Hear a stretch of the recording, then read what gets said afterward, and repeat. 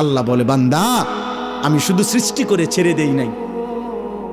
আমি এমন না যে কোম্পানি মাল প্রোডাক্ট করছে, উৎপাদন করে কোম্পানির মাল বেচা হইয়া গেছে। কোম্পানি হলো কুমিল্লা ফ্যাক্টরি, মাল চলতে আছে পঞ্চগড়, মাল চলতে আছে এখন সুনামগঞ্জ।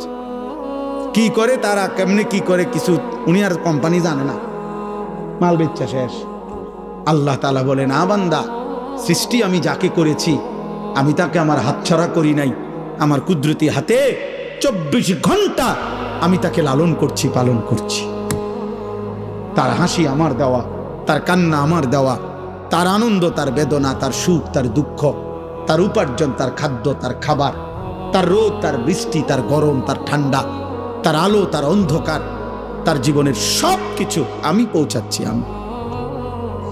আমি রব, আমি রব, আমি রব। অতএব আমি আল্লাহ।